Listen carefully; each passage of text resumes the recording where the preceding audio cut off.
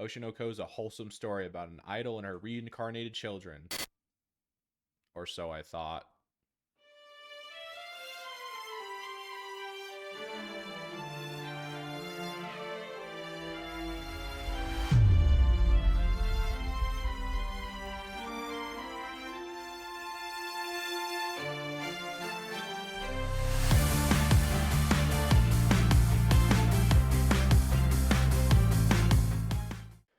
Oshinoko follows Goro, a gynecologist in the Miyazaki prefecture, and a patient of his, Serena, being reincarnated into their favorite idol, Ai Hoshino's children. From the get go, we are shown a backstory to why Goro likes Ai as much as he does. His former patient, Serena, had a strong fascination for Ai Hoshino, a rising idol at the time, and wanted to be just like her when she recovered from her disease. Goro swore that he would be a fan of Serena's when that day came, but unfortunately, a few days later, Serena passes away. Because of this, Goro decides to watch Ai's path as if it was Serena's, fulfilling his promise to her. Back to the present now, Goro has a new patient. He walks into the room, and turns out it's Ai, and she's pregnant. From when we meet Ai through her pregnancy, you can already tell she's just a special character. She shines in every room she's in, whether she means to or not. Her character is charming and even mysterious, makes you want to know more of what's going on behind the scenes. Throughout the first chapter, you can tell Ai is just covered in lies. It's just how she is. She has an interesting ideology, and it's what helped her survive in the idol industry. Fans in the idol industry are always looking for the prettiest lies that stand out to them the most. The author gave all his characters an insane amount of depth to the point where they all feel human. Everyone throughout this story feels like they could exist in the real world. It's insane how much these characters really border into reality. Just in this first chapter, you can feel the passion that went into this. The art, the characters are really something else. Anyways, Goro promises Ai he will deliver those babies, and we get a time lapse over the couple months they spend together, leading up to the night before. Ai wants Goro to be there to deliver her children, and he swears he will. He leaves the hospital and gets confronted by someone that stalks Ai. He chases after him, only to lose him, and then Goro's murdered and reincarnated as Ai Hoshino's child.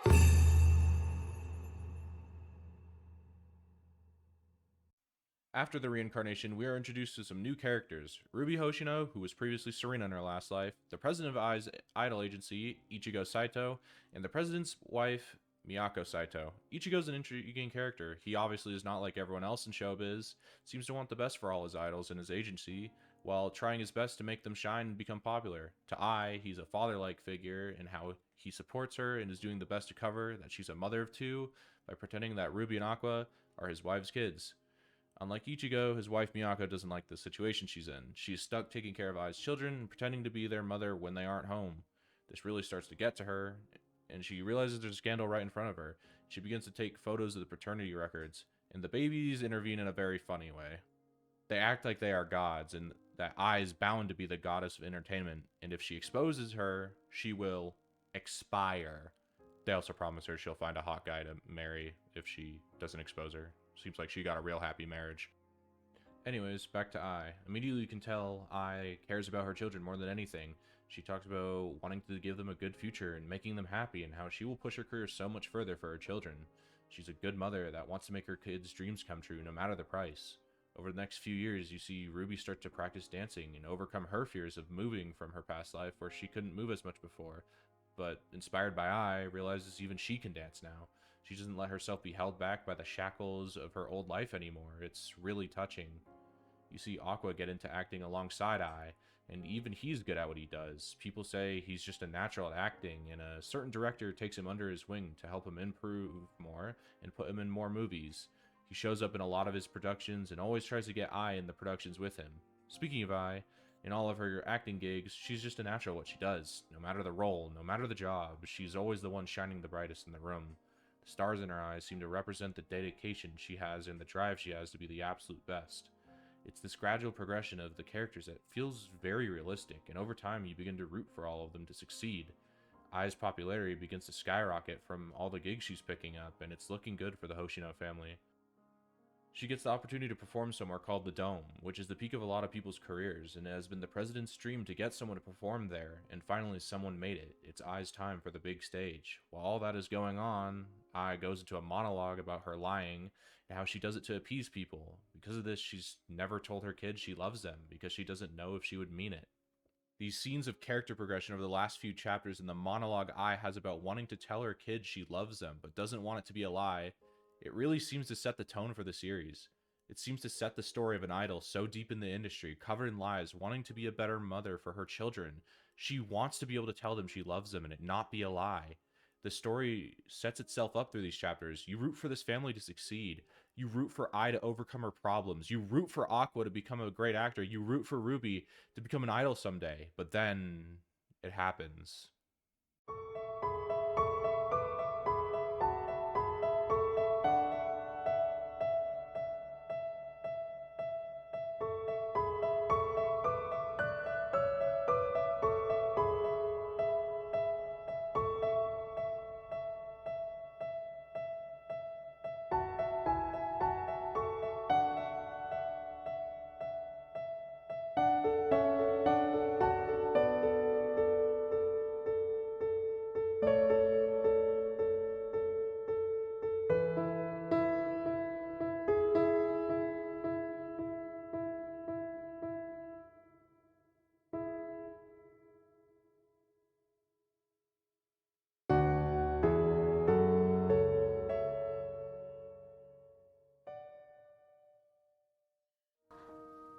Ruby, アクア、愛してる。ああ、やっと言えたって。はい。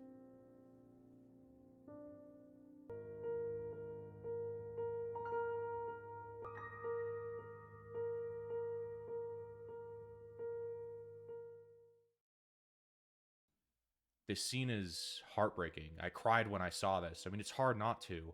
This mother of two just moments before was talking about how she wanted to be better for her kids, and it makes you, the reader, root for Ai. You want her to learn how to love. You want to see this family grow.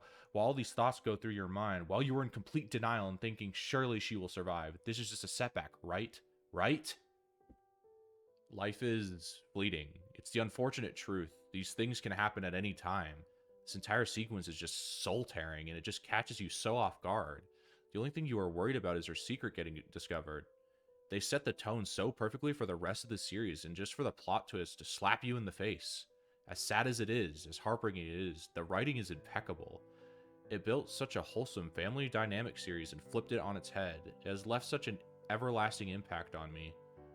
Then the story takes another turn. Aqua makes a realization. Nobody could have known their location. Nobody could have known she had children. Nobody could have known anything about Ai at all. He puts the pieces together and bam, the only possible culprit was his father. Realizing this, he promises, no, he swears he will do anything to kill him. Aqua will find and kill his own father with his own two hands. He will make the man who made his mom suffer regret what he has done. He will make sure the pain I went through is incomparable to what he will go through. Oshi no Ko is a story about tragedy. How do you overcome tragedy? Do you move on like nothing's wrong? Do you try to find a self-inner peace? Do you try to make amends with what is wrong? In Aqua's case, no. You seek revenge. Going off script for a moment, can I just say, holy shit. This episode was amazing. It was adapted perfectly, and it honestly just, I felt like I just re-experienced it again for the first time. No other piece of media has done this for me. Post-prologue, it picks back up again 12 years later when Ruby and Aqua are 15. It reintroduces us to the twins after this time skip. Ruby wants to become an idol and has been applying for idol groups, hoping to get into one. Aqua wants to prevent this from happening because what happened to Ai has haunted him ever since. Because of this, Aqua steps in and pulls her out of the auditions so she won't become an idol. He will not let Ruby follow in her footsteps no matter what. Ai's death set the course of his life afterwards, and he does not want that to happen again. But to his dismay, Ruby gets scouted to be an idol anyway. The truth of it is she has what it takes and is shockingly similar to her mother. Aqua takes it into his own hands and acts as a scout to someone in the idol group that Ruby got recommended to. Through this, Miyako and Aqua find out this idol group isn't exactly peaceful. There's a ton of drama and definitely looks like something that they wouldn't want Ruby to be a part of. Aqua seemingly changes his mind about Ruby becoming an idol, but he wants it to be in a group he trusts. Miyako decides to relaunch the idol group for the first time in more than a decade to give Ruby a shot at becoming an idol like her mother. Ruby swears she will do her best because this really seems like something she wants to shoot for. Shoot for the stars like her mother did. Anyways, typically when Aqua isn't at school, he is at the director's house helping out behind the scenes in films. He prefers to be behind the curtains rather than out in the spotlight because of his past acting, which he thinks was subpar and really was only considered good because he was young. But the real reason Aqua is still remotely associated with the industry is because he knows his father is still in it. He will use DNA testing to find out who his father is, and his revenge still lives on like a fiery rage. Aqua will do anything to find him, and this becomes very obvious over the next few episodes. Aqua decides to go to the same school as his sister because he's insanely overprotective of her, so he always has to stay near her. He gets accepted to the school because he's literally a medical doctor, so not really surprised there. But through this, we are introduced to another character. Arima Kana, when she was younger, she acted alongside Aqua, and he was the first person that outperformed her in her mind. She never forgot him and recognized him in the school hallway. Anyways, she practically harasses him all the way home, trying to reconnect with him and find out about things in his current life. He allows her to go back to the director's house with him, and Kana offers him an acting job. At first, he flat out rejects it until he finds out the director of this job used to work closely with Ai. He then immediately accepted the job to possibly DNA test the director to see if it was his father. He found out about what people he could possibly test through manually cracking the password on Ai's old phone. This took him years. For hours a day, he was determined to crack it. And finally, after 4 years, on his 45,510th attempt, he succeeded. His dedication is insane. Aqua will go to any length to get any possible hint of who killed his mother. Moving on, Aqua will be starring in a drama called Sweet Today. Miyako and Ruby decide to check it out and find out it's horrible. Nobody in the show knows how to act except Kana. Even then, she's trying to match the other actors' performances, and it's just awful what they've done. Kana wants it to be a good production because it's based off one of her favorite manga, but quickly realized it was impossible. And on top of the production being awful, the filming schedule is all out of whack, and it looks like nothing in this situation is making sense. But Aqua, seeing that the director only hired Kana because she's dirt cheap to work with, he wants to go in with an amazing performance. He knows if he performs well, Kana will do the same. She matches the acting skill around her, and he will make her shine through the shit. Now on set, the production's still a shit show, and Aqua only has one chance to practice and only one chance to make this scene happen. He's introduced to the other lead actor, Melt, who is absolutely insufferable. Someone consumed with ego and absolutely atrocious at acting, but it seems that's insanely common in this industry. Anyways, in this drama, Aqua plays someone who stalks the main heroine. What a strange twist of fate this is. But he goes through with it, and Kana thinks he's a great actor, and thought it was a pleasant surprise to have someone competent on the show with her. We are then shown how Kana grew up. She was self-absorbed when she was younger, but she eventually realized it was drying up her acting jobs.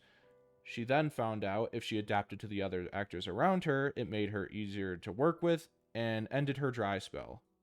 She's glad that she's finally being valued for the skills she can provide on set, and is happy that someone can see the potential she holds. And then we are reminded of the main goal of why Aqua is here, the director. He knows he has a connection to Ai, and he needs to get the DNA evidence to prove or disprove if the director is his father. He overhears a conversation with the director and realizes Kana isn't being valued at all. She's only on the production because she's easy and cheap to have around. This world is messed up, and people are always going to use shortcuts with disregard for other people's feelings. Their conversation ends, and Aqua picks up the leftover cigarette the director was smoking to DNA test it. After this, Aqua decides to go all out on his performance, and he does just that. He walks onto the set, walking through a puddle, subtly setting the gloomy scene. Knowing the other actor has no talent, he walks up to him, insults him, and makes him pissed. He shoves him, and Aqua succeeds in his plan to salvage the lack of acting he has. He goes back to acting and just gives a masterclass performance in acting absolutely batshit insane. He sets up the scene perfectly for Kana to shine. She's wanted this for a long time since she always matches her acting to the other actors around her, and Kana acts her heart out. Both Aqua and Kana redeemed this entire production with just this one scene. But most importantly, Aqua got what he wanted: potential evidence for connection to his father. The show's wrapped up, and for the people who saw the final episode, thought it was a masterpiece. It shows that Aqua is a good actor, and Kana can follow along with good acting and match it. Anyway, Aqua's DNA test came back negative, but this guy still has some information about Ai that he needs to know. The director finds that Aqua is interested in some gossip even after her death and makes a deal with him. If he acts in his reality dating show, then he will tell him whatever he wants to hear. Aqua, of course, agrees with this because he will take any information he can get on his mother. Apart from that, we are introduced to the school Aqua and Ruby are going to, and it's a place that a lot of people in the entertainment industry attend. This made Ruby realize she hasn't really started her idol career and wants it to happen faster, but for that they need members. It's difficult for Miyako to relaunch their group because scouting is a tedious process, but Aqua has an idea for a member. And that person is someone who accepts most jobs thrown her way, Arima Kana. The next day, Ruby asks Kana to join, and she shuts it down immediately at first. But then her soft spot asks her to, Aqua. She's been dropping hints about some type of feeling she harbors towards Aqua, but after this, it became a lot more obvious. She instantly cracks under the pressure and accepts becoming an idol. Kana then has a midlife crisis about her title of former Genius Child actor and tries to convince herself she's not actually an idol now. And then Aqua's reality dating show production begins. Now we are introduced to the characters in the show.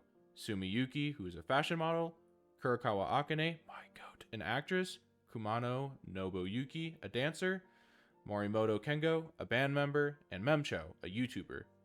All of these characters are pretty unique, and them talking to each other feels pretty natural despite them all acting in their own way. People in the entertainment industry learn quickly that you need to have some type of mask on, or people either won't like you or you're gonna get hurt. It's what you do to make yourself more popular and keep the ratings high rather than being yourself. Back to the reality show, Aqua really doesn't like participating in this. He puts on this faked act of someone he completely isn't, but does it anyway so he can get somewhat closer to the truth. But for now, let's just enjoy these new characters. They are all interesting to learn about, whether it's their acting methods or what they will do to be in the spotlight. For example, Sumi Yuki, who's obviously trying to be the center of this reality show and is always acting cute on camera and hitting on whatever guy she's talking to. She wants to build herself up as the main girl. Then there's Kurokawa Akane, my goat. She's always trying to learn about how she can act better and what she can do to put the attention on her. She's always looking for information and is a very hard worker. Then there's Memcho, and she just tries to be the airhead of the show and tries to keep enough attention on her just to drive people towards her YouTube channel. Then there's Aqua. He literally does not give a shit. He will put on an act on the show just to seem decent, but at the moment, he just doesn't care. He's just there to get the information on his mom.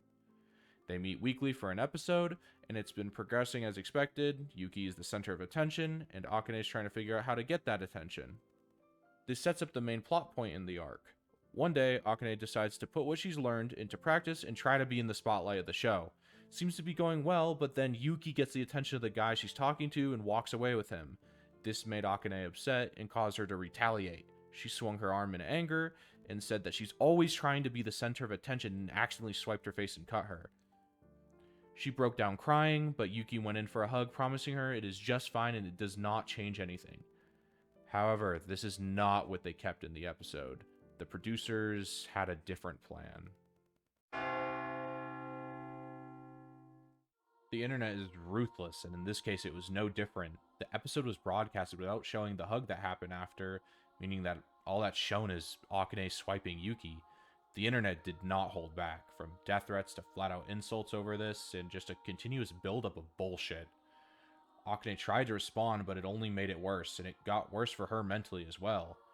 Days upon days of pure hatred towards someone can damage you. After several days, Akane reached her breaking point and went out for a walk.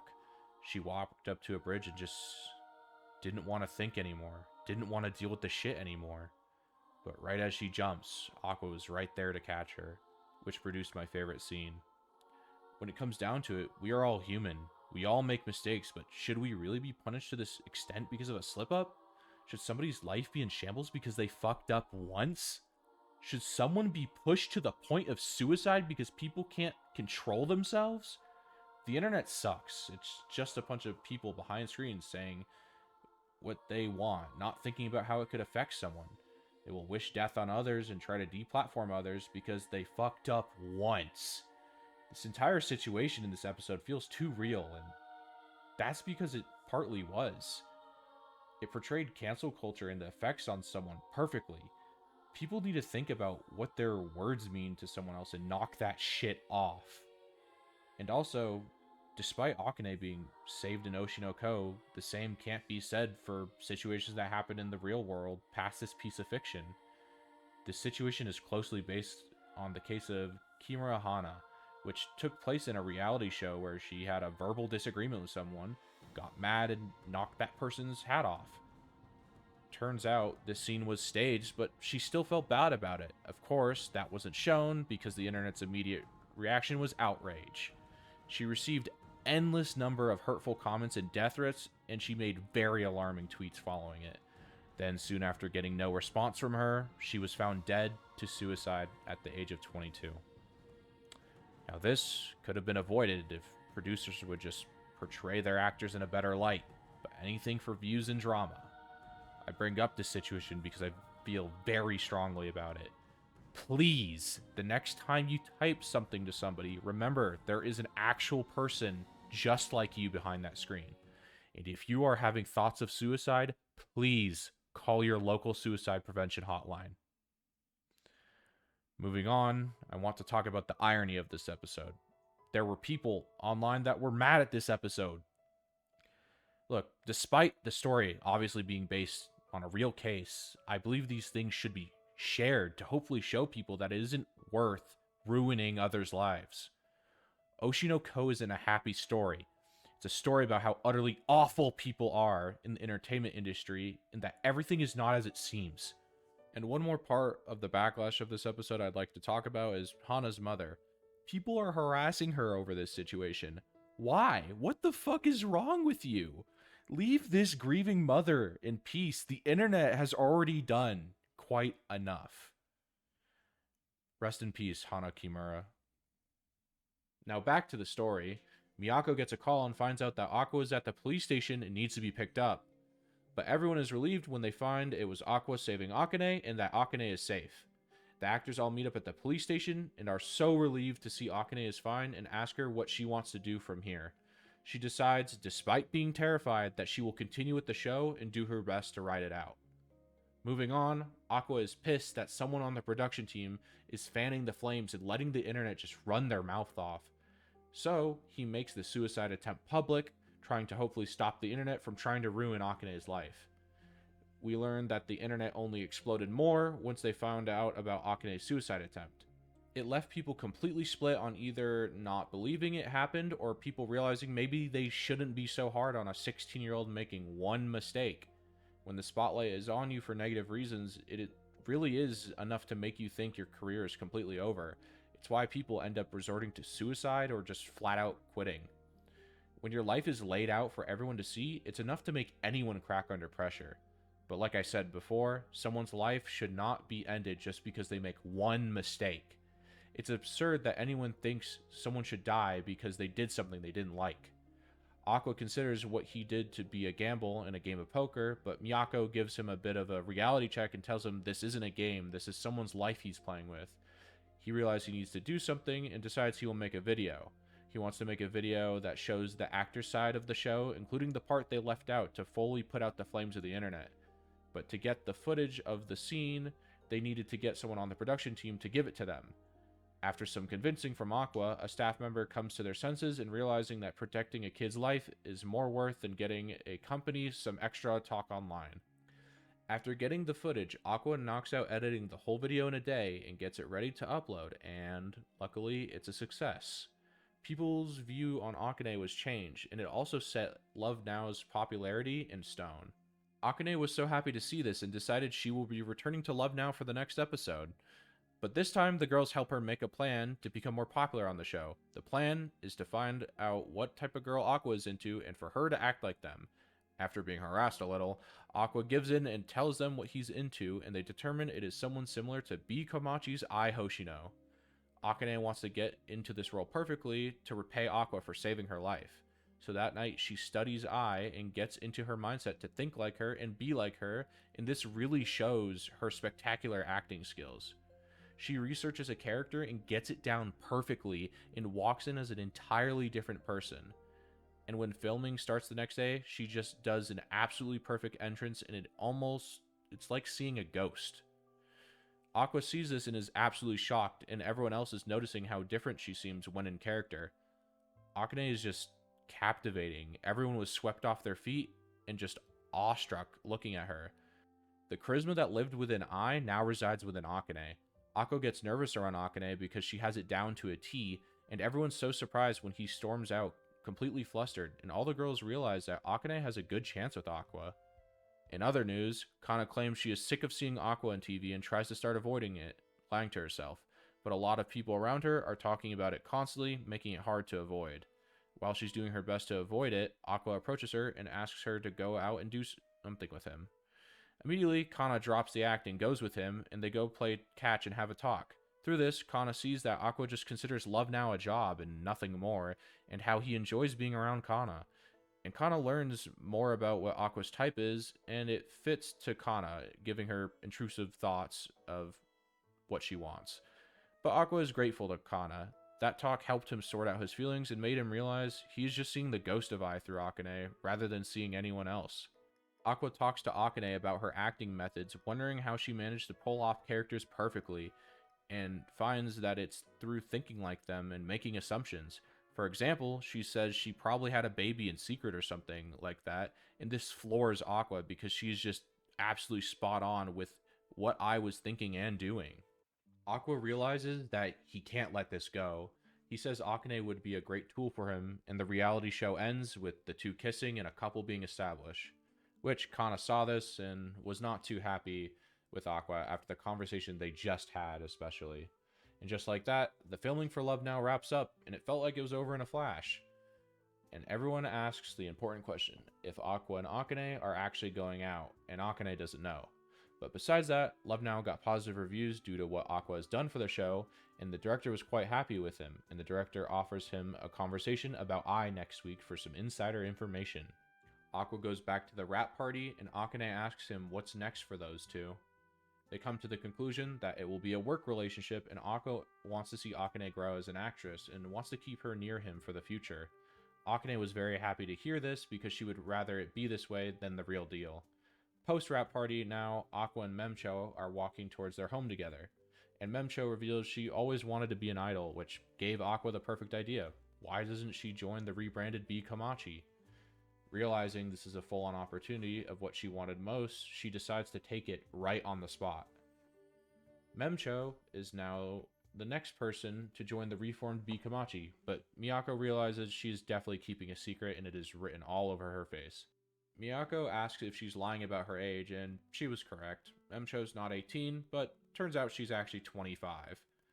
It's had to be this way because she always wanted to be an idol, and everyone in the industry is only looking for people mostly under the age of 18. But she lies about it now while being a YouTuber because she had to work a job for years to help support her hospitalized mother pay the bills. And by the time she was ready to return to her dreams, she was already 23. Because of this, she began to lie about her age online and just ran with it, and it's much too late to turn on how old she is now because it would probably ruin her career.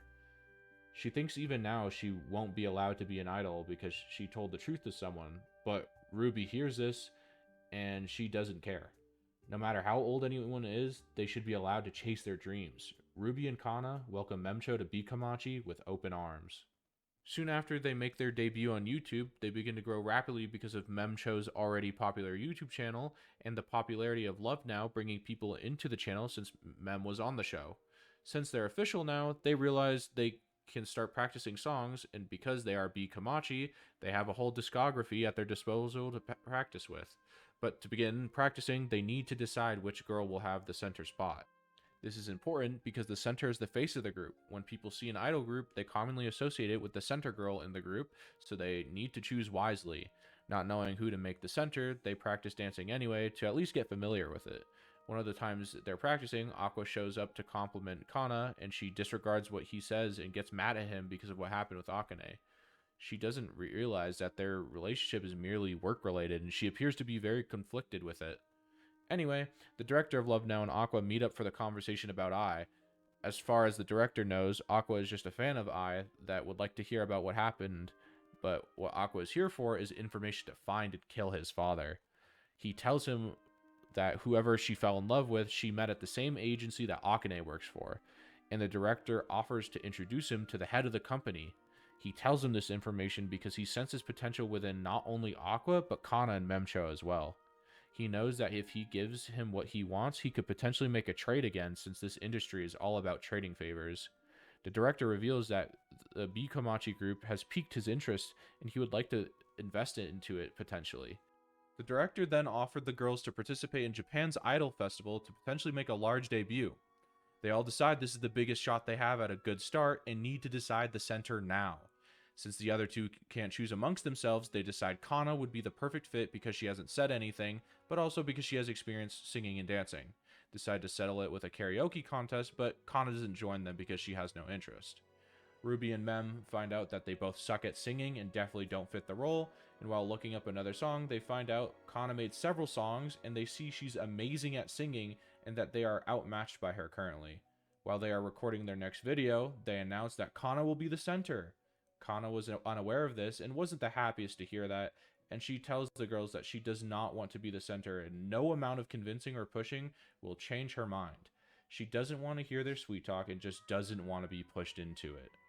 They ask her to hear their singing just once, and Kana realizes the only way they will have a shot at success is if she is the center. She decides to do it out of a sense of responsibility for the other two, even though she really dislikes it. Since it's settled now, they have to train harder, and for this, they bring in the agency's top earner, Peon, to help train the girls. And over the next weeks, they train hard to perfect their performance and basically start to shape themselves into idols in only a month. After one of their trainings, Peon and Kana talk about her becoming an idol, and Kana says she doesn't have much motivation for it, much less the center of the group. She believes she doesn't belong in the spotlight and that the other two deserve it much more than her, but Peon disagrees and says that she is truly amazing.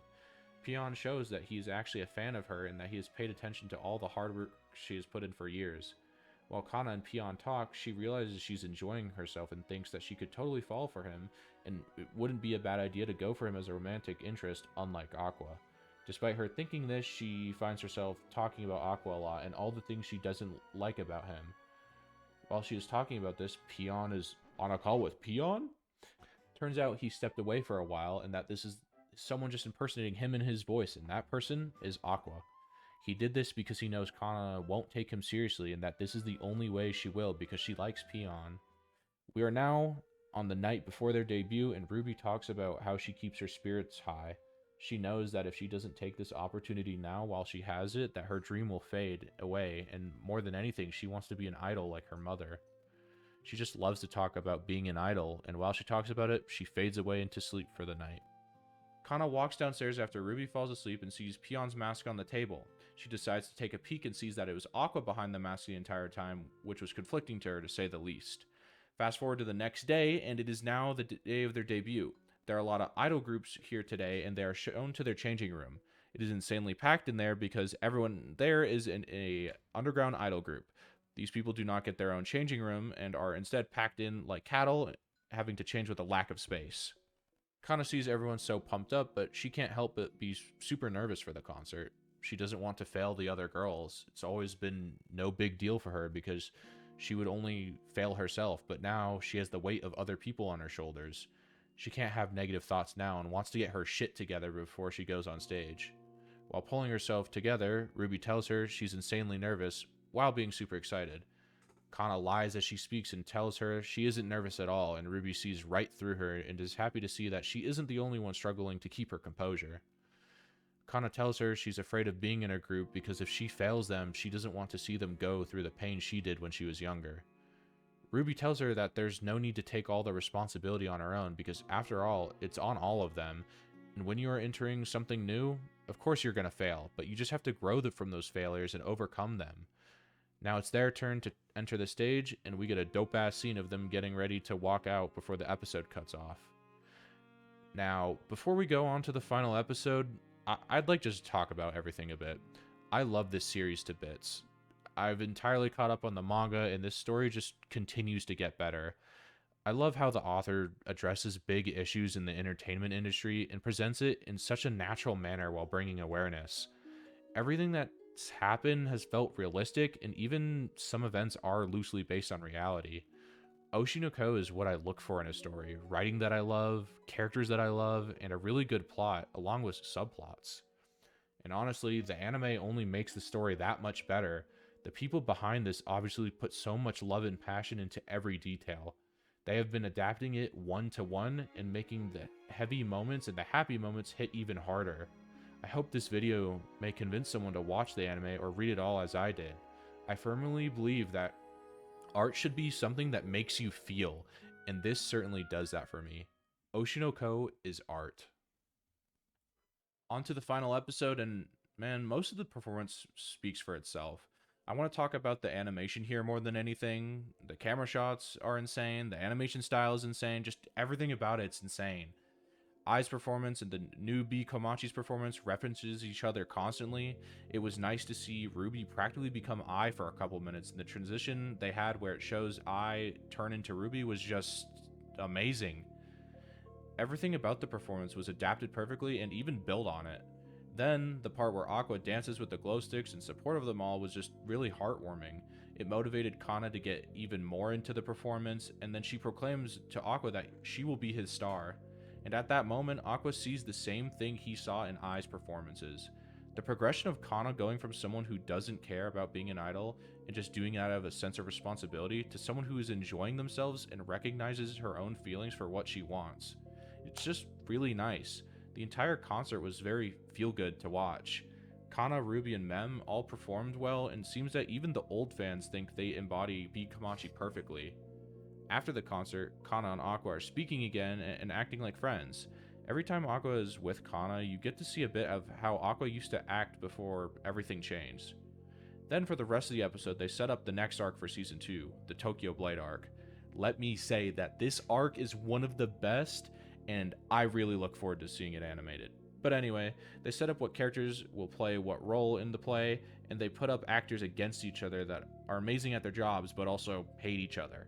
For example, Akane and Kana do not have a great pass together and are basically going to be pit against each other for Aqua, and neither of them want to lose. And the season ends with Ai talking about what Ruby and Aqua will be in the future in her death scene, and it cuts off with Ruby visiting her mom's grave and Aqua proclaiming once again that he will get revenge for his mother. In conclusion, I love Oshi no Ko. This series is special to me. I read it at the right time in my life. It motivated me to get up and do something, motivated me to get a job and start working on a YouTube channel, which was a huge change for me because I've always struggled with going through with anything that I set myself to do. The series has made me cry, laugh, has had me with my hands on my head screaming, all sorts of stuff. Oshi no Ko will always be special in my heart because of the countless anime and movies I've watched. Nothing has made me as emotional as this has. Whoever is watching this video, if you haven't watched or read Oshi no Ko, do it. This video is a sign that you should watch it, even if it won't impact you as it impacted me. I believe it to be an enjoyable watch. Anyways, thank you for watching. This is my first video of hopefully many, and I hope you enjoyed. Have a good day, and goodbye.